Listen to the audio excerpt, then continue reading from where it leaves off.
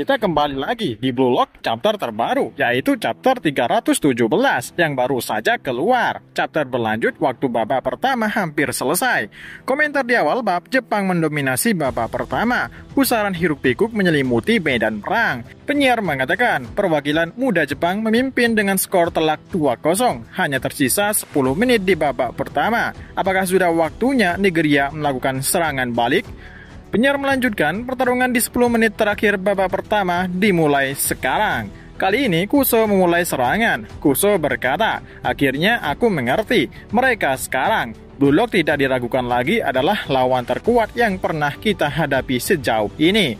Kuso menilai, dan sumber kekuatan mereka di lapangan ini terletak pada ketiga pemain tengah itu, Isagi Oichi, Karasuto Bito, Oliver Yaiku. Ketiganya memiliki pengetahuan sepak bola yang tinggi, dan dengan mereka menguasai lapangan dengan tenang, cerdas, dan logis menganalisis strategi kami. Mereka menjadi sumber serangan dan pertahanan yang secara keseluruhan merancang dan mengendalikan lapangan.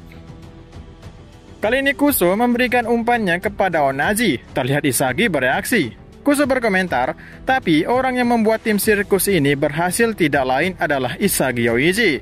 Itu semua berkat kecerdasan dan kemampuan adaptasinya. Kita harus menghancurkan pemimpin sirkus itu, atau kita, Nigeria, tidak punya peluang untuk menang.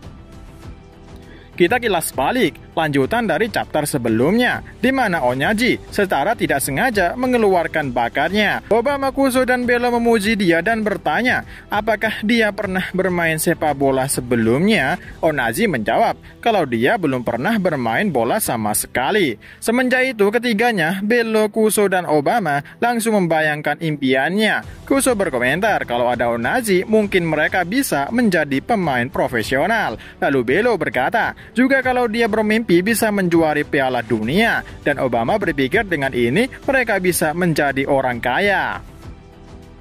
Di sini mereka semua mulai bermimpi bisa menjadi orang kaya, bisa membeli apapun, bisa menjadi pemain terkenal, dan bisa juara dunia. Onaji mengungkapkan kalau itu tidak semudah yang dibayangkan. Tapi Belo dan Obama berkomentar, tapi selama kami punya kau tidak masalah. Mungkin semenjak itu impian mereka berada di pundak Onaji. Kuso melanjutkan, kalau Onaji adalah cahaya harapan mereka. Seketika Onaji selalu mengatakan, aku ada di sini. Hingga pada akhirnya mereka berhasil membawa Nigeria menjuarai Piala Afrika U20 sebelumnya. Sedangkan saat ini tambahan waktu sudah 1 menit, Kuso berkomentar, kita bisa mengakhiri ini dengan gol. Senjata Onaji adalah staminanya yang luar biasa. Berkat efisiensi kardiovaskularnya yang rendah, kita lihat Kuso langsung memberikan umpan lambung kepada Onaji. Kuso melanjutkan, bakat alaminya berupa kelenturan dan daya lompat yang memungkinkannya bereaksi di udara. Inilah alasan terbesar mengapa Onaji menjadi seorang striker. Kita lihat, Onaji mendapatkan kesempatan lagi untuk melakukan tendangan di udara sama seperti di awal permainan. Tendangan langsung yang berbahaya ketimbang yang pertama, karena kali ini dia memiliki ruang bebas tanpa penjagaan dari pemain Jepang. Meskipun ada Isagi di sana yang mencoba mengacaukan tendangan Onaji. Kuso berkomentar, mampu menembak di udara berarti jangkauan tembaknya lebih dari 2 kali lipat orang normal. Sedangkan Onaji mengatakan, aku akan mengalahkan kalian. Sedangkan di sana, Gagamaru terlihat meyakinkan bahwa dia bisa mengatasi tendangannya kali ini. Di sini kita bisa tahu juga isi surat dari Ego untuk Gagamaru, isinya adalah, Gin Gagamaru, kau masih berjuang dengan mengandalkan doa. Dan bersamaan surat tersebut dengan sarung tangan baseball untuk Gagamaru. Ego melanjutkan, bentuk tubuh seperti penjaga gawang, rasakan latihan pukulan khusus. Dan kita lihat latihan keras yang dilewati oleh Gagamaru, di mana dia bukan berlatih menggunakan bola biasa, melainkan bola baseball. Gagamaru berkomentar, begitu ya, mereka pakai bola baseball.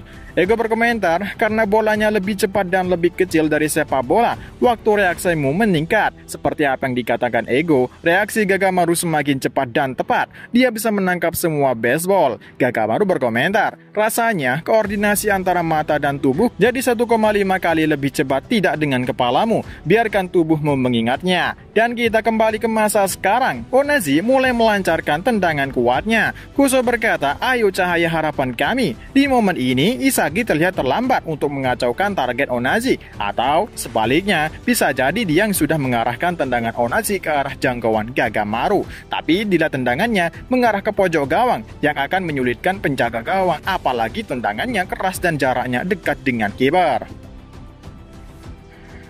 Gagamaru berkomentar, lintasan yang menanjak saat melarikan diri, tapi tubuhku bergerak sendiri, lebih lambat dari bola baseball. Tapi tembakan seperti ini, aku tak akan menangkapnya. Dan benar, usaha latihan Gagamaru tidak sia-sia. Dia bereaksi tendangan super cepat dari Onazi. Tapi di sini, Gagamaru tidak bisa menangkapnya. Dia hanya menangkis bolanya. Tapi sudah membuktikan kalau Gagamaru sekarang berada di level yang berbeda. Gagamaru berkomentar, sendiri kalau dia tidak bisa menangkap tendangan ini. Dan ini sebagai bukti juga tendangan Onazi sangat kuat dan berbahaya. Tapi meskipun begitu, dia berhasil menghalau tendangan gila itu. Gagamaru berkomentar, serahkan saja padaku. Dan secara bersamaan babak pertama telah berakhir dengan skor 2-0 Jepang memimpin pertandingan. Berakhir chapter kali ini. Di chapter ini meyakinkan kita bahwa senjata Onazi adalah tendangan langsung di udara. Bahkan di masa lalunya sudah diperlihatkan seperti apa senjatanya. Tapi di depan Gagamaru itu tidak apa-apanya.